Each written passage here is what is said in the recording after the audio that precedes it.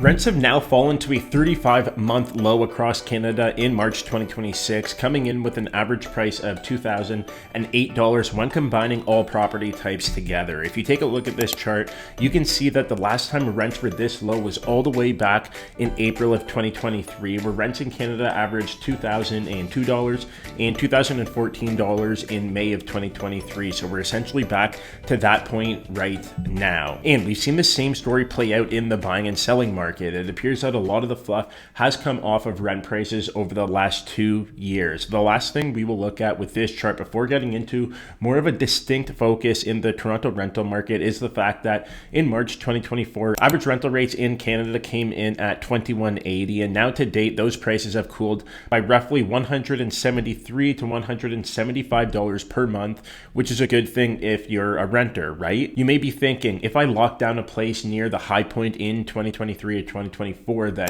I 100% have to switch units and get into an equivalent unit for cheaper. Well, that's not always the case. The rental market also has submarkets that you hear me talk about so frequently when discussing the buying and selling markets.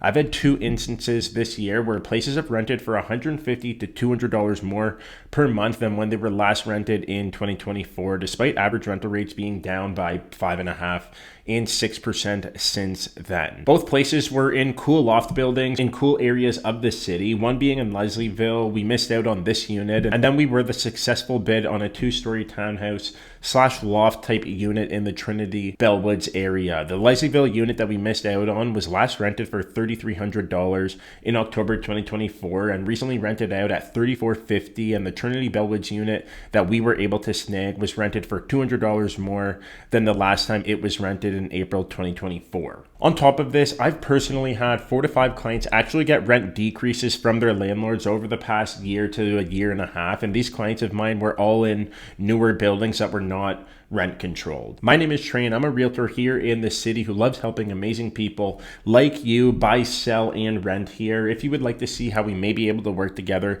please feel free to schedule a call with me by using that first link down in the description below and pick a time that suits you. If you could also like this video and subscribe to the channel if you enjoy this type of real estate content, then that would be greatly appreciated. Now, let's get back to it. If you want a huge rent discount, go rent in one of the brand new buildings where 30 to 40, 480 square foot units are all coming to the market at the same exact time, because that's where the discounts are right now. Same as when you're buying. Good floor plans with good square footage and nice buildings or areas with parking included will always have competition in the city of Toronto. Okay, so getting into the numbers for the city of Toronto, we can see that 1 bedrooms have an average rental rate of $2,188, which is essentially unchanged from a month prior, but down more noticeably by 5.4% year over year, while 2 bedrooms came in at an average rental rate of $2,838 per month, performing similar to 1 bedrooms month over month, down just 0.6% in comparison to February's numbers,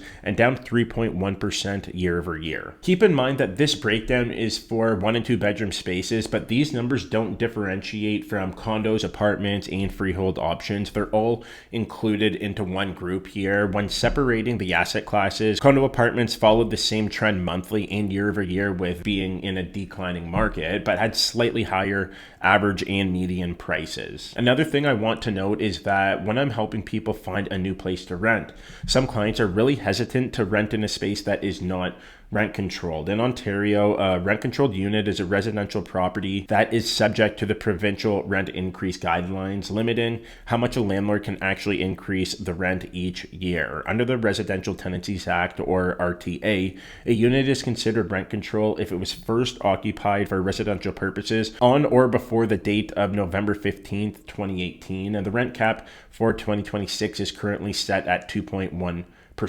But if we look back to our charts, rents have been decreasing by pretty noticeable amounts, like I've said, year over year. And if you're just wanting to be in the city and enjoy a place that has great amenities, is walkable, and close to everything that you need, then I wouldn't necessarily be nervous to rent in one of the newer, more cookie cutter buildings, if you will. Toronto and the GTA still has a ton of units being delivered throughout the course of this year and into the beginning of next year, which will only put more negative or downward pressure on on rent prices. So the only scenario I see you paying more for a unit in a year's time would be if you had a much more specific criteria and we're actually looking for that unique loft or a full detached house that can accommodate a family of 4 right in the city. The places that are a little more rare and harder to come by will always have competition, as I mentioned at the beginning of this video. Before wrapping up today's video, I want to highlight this point that all prospective tenants should do. It doesn't matter if you're a newer tenant, somebody who's a little more seasoned, or what your household income is or your credit score is, but